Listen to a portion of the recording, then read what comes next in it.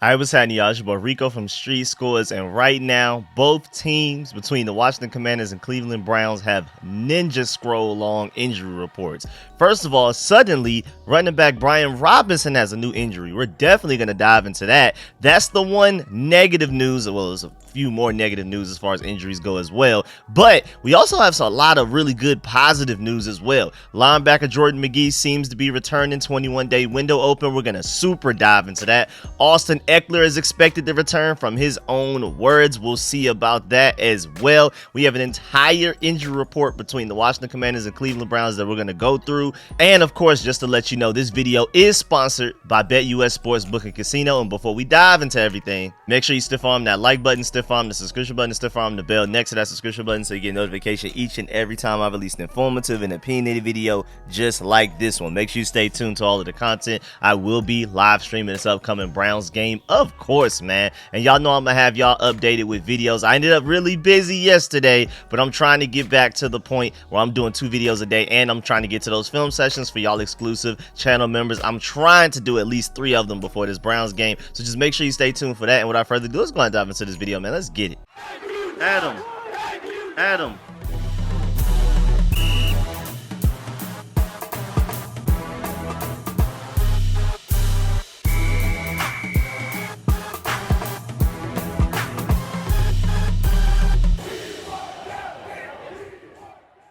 All right, so first of all, going in chronological order, the news that we received was earlier today that we have made the following roster moves, announced directly from the Washington Commanders Twitter account themselves. We opened the 21-day practice window for linebacker Jordan Magee. Great news. Quarterback Marcus Mariota. Defensive lineman FL Bada. Good news as well. But we also placed wide receiver Jamison Crowder on the injured reserve list. And I mean, just real quick, that is a loss. Like, anytime a player goes to the IR, that's a loss.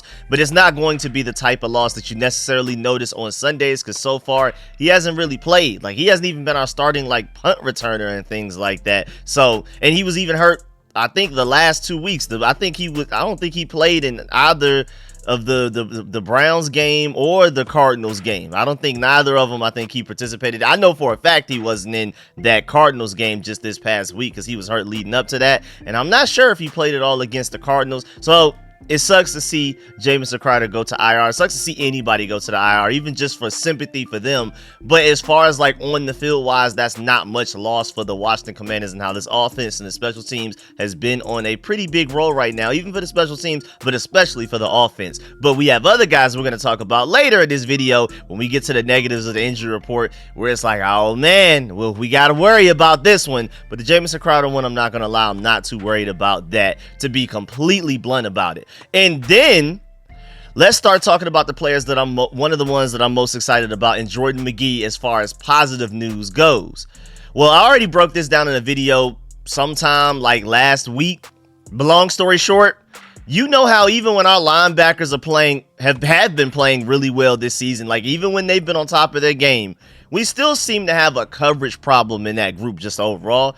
But that's why we drafted Jordan Magee in the 5th round. That's his specialty. That's what he brings to the table. Literally going into the draft, we knew Frankie Louvu, run-stopping demon, edge-setting, going up the A-gap, attacking the quarterback monster. Bobby Wagner, quarterback of the defense, absolute genius, 2 steps ahead, run-stopping goon. We already knew they had all of that. But as you notice, I didn't necessarily point out anything coverage-wise. We knew going into that draft that maybe we have a little bit of a coverage problem in the linebacker group. I love every other aspect of the linebacker group, but when it comes to going against screens, like we saw weeks 1 and 2, Frankie Louvu and Bobby Wagner struggled at having any impact on stopping any screens. I'm surprised teams aren't doing it more to us, but I'm assuming they found a way schematically to fix that. But boy, they were looking ugly out in space. Going into the draft, you kind of expected that. Bobby Wagner at this age, and even Frankie Louvu, that's not necessarily his game, even though he had an excellent coverage play, almost had an interception against the Cardinals, but you don't necessarily expect him to do that on a down-to-down basis. That's what Jordan Magee comes in. That's why we drafted him in the 5th round. And it's really because of not only just his natural elite athleticism. He was I think, according to Next Gen Stats, the most athletic linebacker in the entire draft and one of the most athletic players, period, in the entire draft. But most importantly, he also has coverage instincts. So he's going to be a huge boost to this linebacker rotation when he does return, which also takes me to my next point. Luvu and Wagner they just need another guy that's at least good enough to justify taking them off the field so they can just catch a breath every now and then. And, you know, the guy that comes in isn't just a liability. I mean, Wagner and Luvu are playing almost every snap so far this season. I think you could probably count on two hands how many snaps each of those guys have not played this entire season, maybe even combined. Like, I know Luvu, I believe, played every single snap against the Cardinals. I think Bobby Wagner played every snap but like 3. And that's pretty much how these games have gone. I think Bobby Wagner's also had a couple of games already this season where he's played every snap. Luvu, I think, has had a few of those as well. I think it was only like one game where he played one less snap for whatever reason. And I think the other 3 he's played every snap. Like, these guys do not get off the field is my exact point. And we're basically going into every game with only 2 linebackers. We're always just bringing in another DB in the situation, like Percy Butler is like an extra safety, Mike Sanders still as your extra corner, even though technically he's been starting at outside, so it was really like Noah Igbenogany as your extra slot corner or whatever. But either way, it's always an extra DB and not a third linebacker. We're literally playing 2 linebackers every game, basically. And I know we do have 2 great linebackers if you're going to do that. If you had to only play 2 linebackers, you're happy with the 2 that you have. But man, that adds up over time, and I'm pretty sure that's going to have a heavy weight on their shoulders. I mean, their legs throughout a season, man. They're going to start to become noodle-legged after a certain point in this season if they keep that up, especially Bobby Wagner at that age. But even Frankie Luvu, even though he's young, that's still a lot, man. So we just need somebody who at least doesn't give us the stomach pain that we felt from seeing John Bostic or David Mayo step onto that field, dog. And I'm confident Jordan Magee can be that. Even outside of just the coverage ability, that even when Bobby Wagner and Frankie Luvu are fresh, they're not out of stamina, they're not winded, Jordan Magee can still help in coverage, just even when those guys have 100% energy in the tank and all of that. But even outside of that, most importantly, these guys just need to take a break. And I know any play that they're not on the field, our defense isn't as good overall, but man, these guys need a breather. And I think Jordan Magee, especially with his coverage ability, but also I think instinctually he's going to be a good run stopper as well. I think he's going to be a huge boost for this defense. I'm very confident that Jordan Magee can be what this defense needs right now. And imagine how great he can be and how quickly he can develop and how that can be expedited just because he's learning behind Frankie Luvu and Bobby Wagner. I mean, the goal for him is ultimately to take the keys from Wagner at a certain point once Wagner cannot play at a high level anymore. That's the plan. I'm not exactly sure how long Wagner can keep this up. You already see him already missing a step compared to when he was in his prime. How many more years do you think we can get out of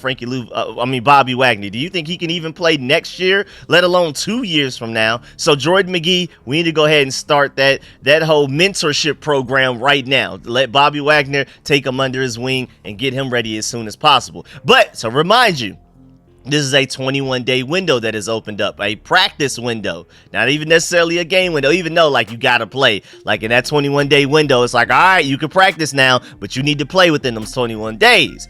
And even though I do believe JP Finley, I think it was him that tweeted about how excited Dan Quinn was watching Jordan Magee practice like a couple of weeks ago, last week or something like that. But that does not necessarily mean that he'll be playing this Sunday against the Browns. It's not impossible. According to the injury report, it looks like he will.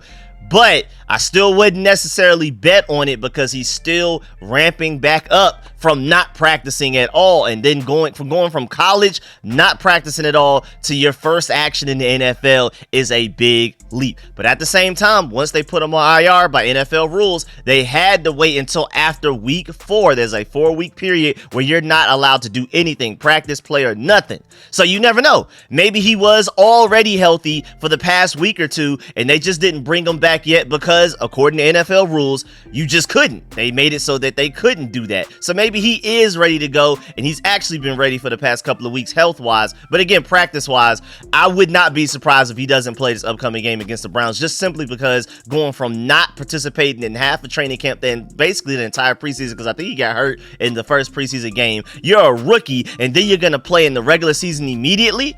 I don't know, man. So my main point is, even if he is ready to go and play against the Browns, first of all, don't expect him to play a lot. And then also, even when he is out there, don't expect to be seeing like Fred Warner on the field or something like that, especially not immediately. Even Wagner and Louvu look drowsy and flat the first couple of weeks, and they are seasoned vets with ton of years of experience under their belts. So please don't jump on this kid's neck when he first gets out there and he doesn't look like Fred Warner. But remember, and one of the main reasons I'm excited to get him on the field as soon as possible, on top of the fact that he has a higher coverage potential than even the linebackers who have already been playing for us in Louvu and Wagner, and that's literally our biggest weakness in the linebacker room right now, coverage. But also, Louvu himself was raving about the kid for a couple of weeks straight during training camp practices at some point before Jordan Magee got hurt, saying that he's basically amazed at how fast the kid is learning the defense and developing as a linebacker. So maybe he can be really good for us sooner than we think, but that does not mean he will be really good the first game he returns.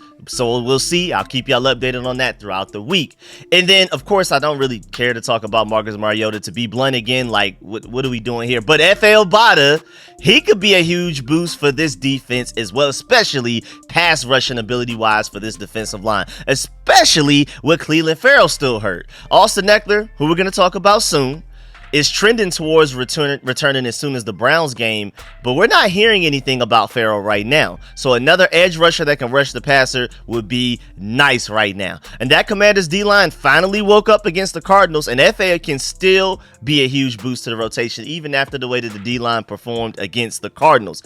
No, I'm not trying to sit here and act like he's just this elite starting level edge rusher or anything like that, but there is a reason, I don't know if y'all noticed, that he was one of the very few Rivera guys that this regime purposely kept around. I mean, the guy has been dealing with this same severe injury since last year. So when Adam Peters became the GM and Dan Quinn became our head coach, this guy was already dealing with this long-term issue that dates all the way back to last season. So they knew he was hurt when they first got here, and they still felt like they wanted to keep him around and bring him back to the team, which should tell us something. They see something in some potential here, kind of like how Rivera felt about him, saying that he was this position flex guy that could play everywhere. Maybe Adam Peters, Dan Quinn, and Joe Wood Jr. feel the same way. And he's a really athletic guy. So with all of these mobile quarterbacks that we have to go against this season, he can be a big help there, specifically just let alone. And then he's a guy that can, again, like I just previously mentioned, can play both edge rusher and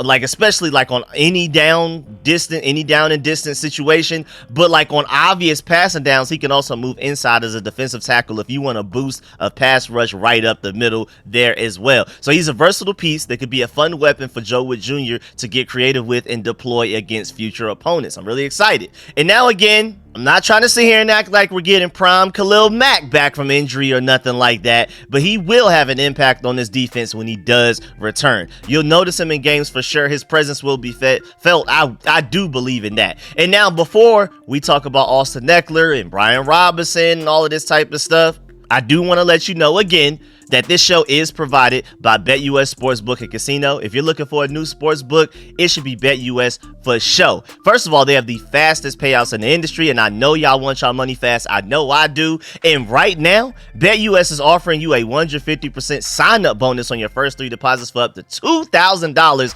with code YouTube150. That's YOUTUBE150, man. They also have a very fast and arguably the fastest and easiest deposit withdrawal process in the industry as well. So it's kind of like, why not? Now let's dive into some of their sporting lines directly from their websites, and I'm going directly straight to Jaden Daniels' MVP odds. Offensive Rookie of the Year, man, that's last week news, man. We know he already got that lined up. That's solidified. He is offensive rookie of the year, point blank period. There's no way anybody else can catch up at this point.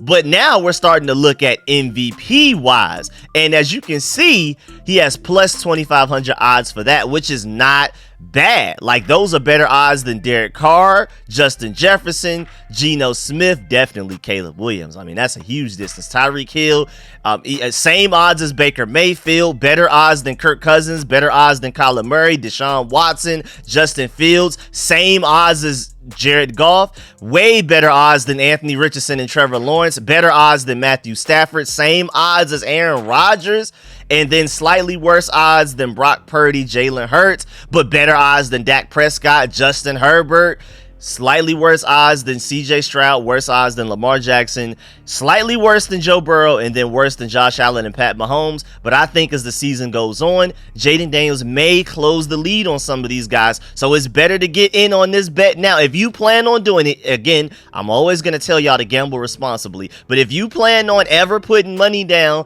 on Jaden Daniels winning the MVP award, and it's quite likely, because right now, if I had to say, it's a two-headed race between Josh Allen and Jaden Daniels so far this season. And the way that Josh Allen played last week against the Ravens, and if in a few weeks Jaden Daniels looks way better than what Josh Allen looked like this past weekend against the Ravens, then Jaden Daniels may take the lead actually for MVP of the season right now. MVP. We're not talking about offensive rookie of the year. We're talking about MVP. So if you want to make that bet now, if you ever plan on making that bet, it's better to do it now while the odds are still low rather than them starting to skyrocket and increase. So if you wanted to put $100 on this right now with those plus 2,500 odds, you can win $2,500. If you just simply put down $100 right now, forget about the $100 that you put down. Jaden Daniels wins MVP of the year, and I don't believe a rookie's ever done that. Has a rookie ever won MVP? Maybe they have. I'm not sure. I'm about to check up on that. But either way, you put $100 on it right now this week, you can win up to $2,500. You will literally win $2,500 by the end of the year if he does it. Or if you just want to put some quick just little $10 on it, like you're not sure at all, you're not confident, but you got $10 to spare, you could put $10 down and win $250 by the end of the year, man. I like those odds. I may even put money down on that bet as well. Again, before these bets start to skyrocket and get out of control.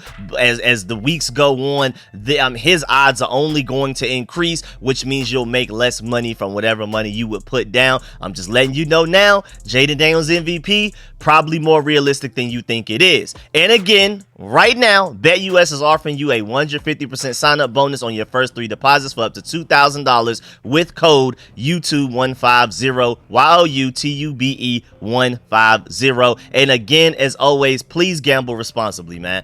Now let's get back to this video, man. Let's talk about Austin Ekeler. Well, yesterday, Grant Paulson tweeted that Austin Ekeler went on his show, the Grant and Danny show, and that he said that he's tracking towards being able to play on Sunday against the Browns. That's great news. Sounds like he expects to be back on the field against the Browns. He also said that he's feeling more like himself as he completes the steps of the concussion protocol, which, I mean, if it's a concussion, it's different if you're talking like a leg, arm, finger, whatever. But when you're talking about feeling like yourself concussion-wise, I wonder what he was feeling like before that. So I'm definitely concerned. Again, the main thing is the main thing. I'm more so worried about his long-term health, being able to enjoy his family, his wife, his kids, being around them at an old age, and like being aware, not dealing with CTE and things like that. So that's my primary concern there, just hearing that. But I am happy to hear that he is feeling like himself. This is still positive news, but I mean, I heard not feeling like, I mean, the fact that he is starting to feel like himself, I immediately thought, well, what were you feeling like at first? We're not talking about an ACL, knee injury, a shoulder injury, an elbow injury, a chest injury. We're talking about a head injury, and you weren't feeling like yourself. So that definitely was my immediate concern, but it is still great to hear that it sounds like he's going to be good to go against the Browns. He said it himself that he expects to play. I haven't heard that from a coach's mouth yet, but today, moving to today, Austin Ekeler was working on the side field with Anthony Lynn during individual individual and special teams portion, and he was limited in practice today. Maybe he can actually go against the Browns. He even tweeted himself a picture of himself running against the Bengals. He said he left like an emoji like his stock was up, and he said your mindset is your strongest weapon. Stay focused, stay hungry, and never stop pushing. And I think he purposely used the word mindset to say that I'm good to go, like a little hidden cryptic message that I'm good to go mentally. Like my mindset is good, my mentals are good, I'm good to go against these Browns. Y'all just watch me. And then I do want to acknowledge the fact that even though Jeremy McNichols played very well in replacing Austin Ekeler for the past 6 quarters going back to the Bengals game, and even though Jeremy McNichols probably has shown us that he should probably even play even when Austin Ekeler and Brian Robinson are both healthy, and even though Jeremy McNichols ran well and protected Jaden well, which is really important, which is all you can ask of a running back, Austin Ekeler is still missed. And you know why? Because at the very least, right now, Austin Ekeler is our best returner on the entire team. So I love Jeremy McNichols. Very happy to have him. Want him to continue playing again, even if Brian Robinson and Austin Ekeler are both healthy. I feel like you have a nice little 3 running back system going. But Austin Ekeler, man, at the very least, special teams wise, we need him back. Now, moving on, later on in the day, as far as injury reports go this week, it's not looking very good. The Washington Commanders and Cleveland Browns, of course, is Wednesday, released their injury reports for both teams. And of course, I'm going to update y'all on all of this as we go through the week. We have practice today, Wednesday. We're going to have practice again tomorrow, as in Thursday, October 3rd. And we'll have practice again Friday, October 4th. I will keep y'all updated every day on a daily basis of all these practice updates. And maybe it's nothing to actually worry about because Wednesday is always the ugliest day. But boy, as you look on the screen right now, first of all, what immediately jumps out off the picture for me is, why is Brian Robinson on here? No. We need him. I don't know. We need him, man. I mean, how as soon as we're like about to get Austin Ekeler back, Brian Robinson is suddenly hurt. And I'm not gonna lie, I found it fishy that Jeremy McNichols was getting those carries in that final offensive drive where he ended up getting that last touchdown to put us up 42-14. But I was hoping it was just something precautionary for B.Rob, and we had like such a big lead that we were just kind of pulling our starters, sitting our starters so that they wouldn't get hurt. And I'm gonna remain optimistic. I mean, we still have Thursday and Friday practices to get further updates, but I don't know, man. Not seeing Brian Robinson looking healthy on Wednesday definitely does scare me. But again, I will keep y'all updated on a daily basis as far as injuries go. I don't want to speculate too much on B.Rob today. We'll probably do a way deeper dive on him, you know, throughout the rest of the week, maybe tomorrow, maybe the day after that. For now, we're just going to keep it fairly short. Just know Brian Robinson is on that injury report. And also continuing on, you see Nick Allegretti with an ankle injury, even though they already said that it's not nothing to really worry about.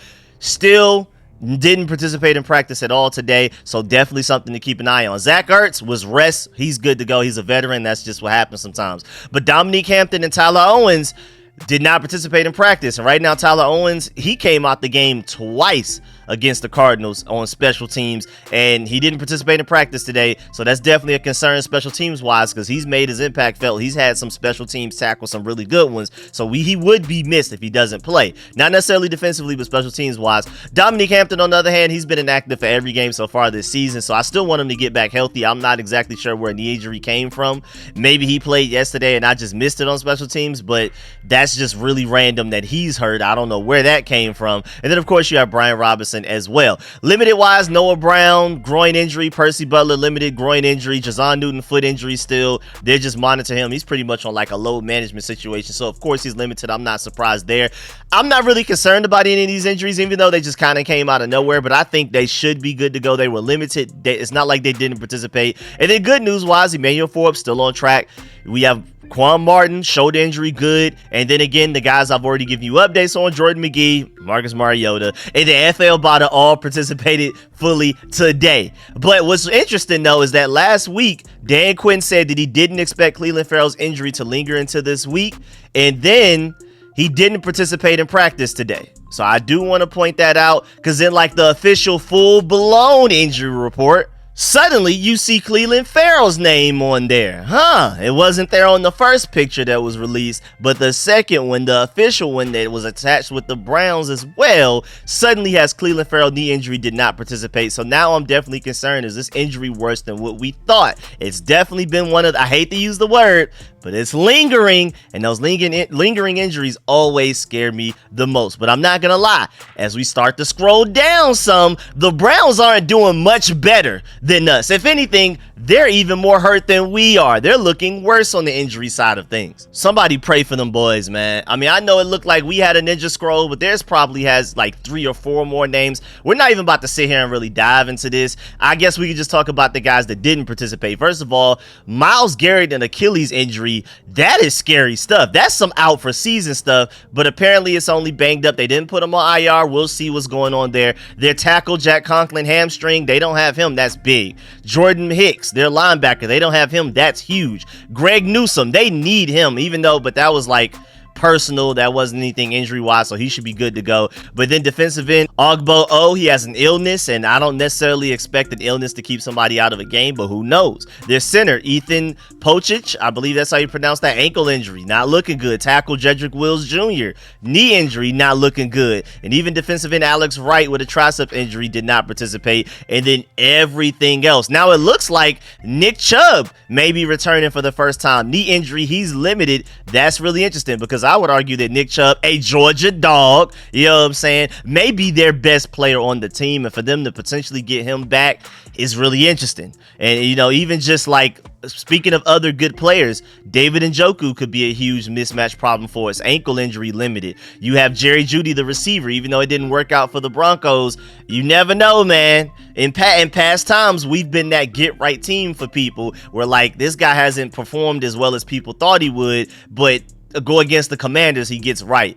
I hope that doesn't happen with Jerry Jeudy against us, but we'll see. And of course, Jeremiah Owusu-Koramoah, him being fully healthy, I expected that, so that's a really good player for them. Nyheim Hines is injured. Their tackle DeJuan Jones, who I really wanted in the draft, is also banged up a little bit. So again, our injury report looks pretty ugly, but it's not as ugly as theirs, man. So shouts out to the Cleveland Browns, man. It's not looking too good for y'all. I already feel like we're the better team if everybody's fully healthy coming into this game, and we're the home team, and this is probably going to be the best home crowd we've had since that last game to beat the Cowboys in 2012, RG3's rookie season, to win the division and go to the playoffs. I'm definitely predicting our stadium to be full of Commanders fans. The deepest has been literally since then. So and then on top of that, they're more hurt than us. So Browns, I don't like y'all chances right now. We'll see what happens throughout the week. I will keep y'all updated on their injuries as well. But yeah, man, that's the end of this video. Please get in the comment section. Let me know if you feel about everything discussed in this video. Please stiff arm that like button, stiff arm the subscription button, stiff arm the bell next to that subscription button so you get notification each and every time I release an informative and opinionated video just like this one. Make sure you stiff arm that like button. I really appreciate y'all. Of course, let me know in the comment section how you feel about all of these injury updates. Of course, I will keep y'all updated throughout the week on a daily basis like I already told y'all. And like I keep telling y'all as well, even though yesterday I ended up really busy, I'm trying to get back to the point where I'm doing like 2-3 videos for y'all. And that third one will be an exclusive film session for channel members only. So if you're not one, go become one. I really appreciate y'all. I know I'm all over the place. I've been messing up my words a little bit in this video. I'm all over the place. I'm scrambling. I've been busy, but I had to make sure I sat down and got this video to y'all. And I still want to get another video to y'all tonight as well. Again, let me know in the comment section how you feel about all of these injuries. And of course, before we get up out of here, remember that this video was sponsored by BetUS Sportsbook and Casino. And please make sure, if you don't do nothing else, make sure you gamble responsibly, big dog. I'm gonna catch y'all later next time. Appreciate y'all. I'm out.